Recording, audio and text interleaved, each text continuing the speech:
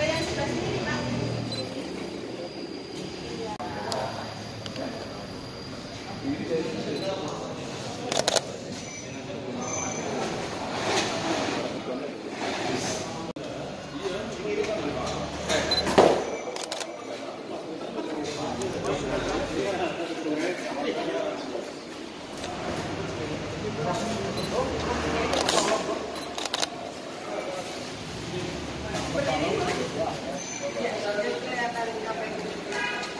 Ini Mas, sini kami.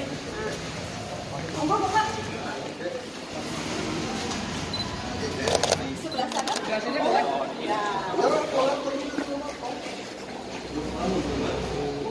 Betul, Bu Doving, Bu. Bu, ini ada berapa barang yang datang apa aja, Bu?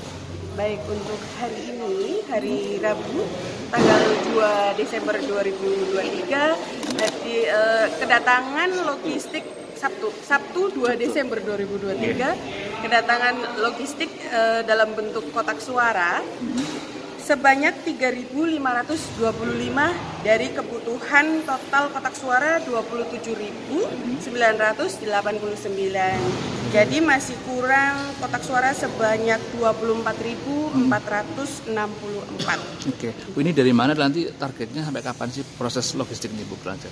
Baik, pengiriman kotak suara ini dari Surabaya, Sukoharjo, tepatnya dari PT Surya Prima Semesta.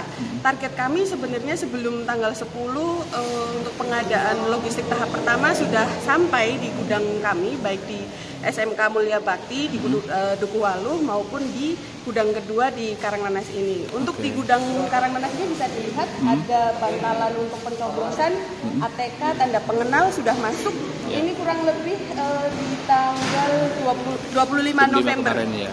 Begitu. Ya. Bu, persiapan apa aja yang disiapkan di sini? Apakah ada pengamanan dan sebagainya, Bu? Baik, untuk pengamanan kami dari internal KPU sudah ada petugas yang mengamankan, terutama juga pemasangan CCTV untuk bisa diakses keamanannya. Juga kami bekerja sama dengan pihak aparat, dalam hal ini Polresta Banyumas dan pihak TNI. Oke. Bu, yang secara umum total DPT berapa TPS berapa di Banyumas? Baik, total DPT di Banyumas ada sebanyak 1.382.671.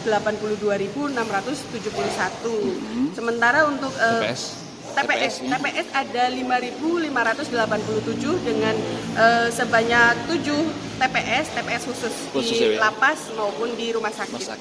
Terima kasih, Bu Doving. Ya. Izin gantian, Bapak. Adalah mengawasi di setiap tahapan pemilu, termasuk pengadaan logistik ini kami mengawasi betul mengenai keamanan, jumlah, kemudian spesifikasi. Ya. Itu yang kami awasi. Nah, di sini juga apakah ada teman-teman Bawaslu apakah memantau sini juga standby atau keliling gimana, Pak? Bawaslu secara teknis tidak berada di lokasi setiap hari, tapi Bawaslu memastikan bahwa keamanan dari segi polisian dan dari segi barangnya atau logistiknya kita pastikan harus aman dari kerusakan maupun dari kekurangan jumlah, spesifikasi, jenis. Iya, Pak. Kalau dari sisi logistik, Pak, yang paling rawan nih rusak apa? Apakah surat-suaranya atau yang banyak berpotensi menjadi konflik itu, Pak? Biasanya di mana, Pak? Secara umum semua logistik kita lakukan pengawasan dari berbagai segi itu, jenis, jumlah, ketepatan, tapi memang perhatian khusus perlu kita berikan untuk dimulai kotak suara, karena itu kan menyangkut untuk tepat surat suara. Kemudian yang lebih kita fokus lagi adalah pada surat suara, karena itu menyangkut kepada aspek yang kita pilih pada saat hari pemungutan suara. Calegnya, kalau kemudian surat suara rusak misalnya, apa yang kita pilih? Berarti kan kelihatannya dari dus, Pak, ya nih, Pak, ya? Ada dus, jadi pengamanan harus rapat, Pak, ya, nggak bocor sebagainya, ya. Berarti mengecek itu juga, Pak, ya? Oke. Terus dari surat suara masuk kapan, Pak? Ke infonya, Pak? Dari surat suara kemungkinan di Januari ya, masih lama ya. Mengikuti jadwal dari KPU untuk surat suara, karena itu kan terkait dengan logistik yang kandidasi dan kemarin baru tahap DCT baru di awal bulan November. Berarti mungkin sekarang belum naik dari percetakan. Oke. Ya Pak. Secara umum boleh disampaikan Pak imbauan masukan untuk masyarakat untuk ikut menjaga apa ya atau mengawasi gitu ada nggak Pak? Ya.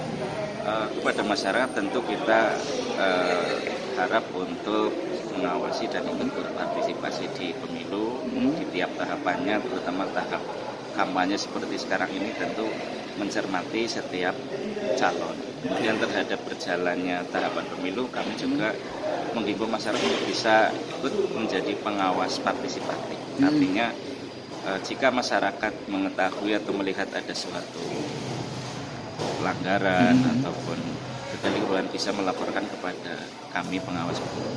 Oke, siap. Terakhir kemarin Mas Yon bilang itu yang kades sama kepala sekolah tuh ya. Iya. Ada lagi nggak yang baru Mas? Laporan yang masuk kita tindak lanjuti itu belum memang, tapi kita sudah lakukan pencegahan diantaranya yang kades itu. Gitu. Temukan yang di Instagram ada foto kecenderungan hubungan. Yang kades itu? Iya, yang itu udah dia Pak, istilahnya sampai titik dihentikan atau di karena sudah kita dari pencegahan dan sudah di take down. Oh disuruh bos, kita sudah anggap selesai itu sudah. Gitu. Iya, karena sudah di take down. Bawaslu ada bikin surat nggak rekomendasi kepada bupati misalnya untuk negur dia atau gimana Mas? Untuk secara wewenang nggak ada ya ke situ ya Mas ya? Untuk kades itu ya, berhentikan gitu-gitu. Ketika kasus itu dinaikkan, diproses, maka nanti akan sampai kepada penanggung jawab dari kades itu sendiri. Oh sekarang berarti dia hanya udah selesai gitu ya, karena udah di take down? Iya, sudah di take down. Kita sudah lakukan langkah pencegahan. Oh gitu, artinya di pencegahan aja ya, nggak sampai ditindak lebih lanjut kan? Kita mengutamakan pencegahan. Ketika pencegahan kita diikuti, maka kita anggap berarti kooperatif. Yang kades itu ngupload di Instagram ya, dengan foto calon lain gitu ya, calon capres ya Pak. Yang kepala sekolah itu? Yang kepala sekolah itu sebetulnya sudah di tahap agak lama yang lalu, cuma memang sudah diproses dan salah satu sanksinya tidak diberhentikan dari kepala sekolahnya, tapi tetap ASN ya, entah pindah tugaskan aja paling ya, distafkan atau gimana itu ya. Oke. Siap. Matur suwun Mas Amin guys ya. Matur suwun. Ini kompas.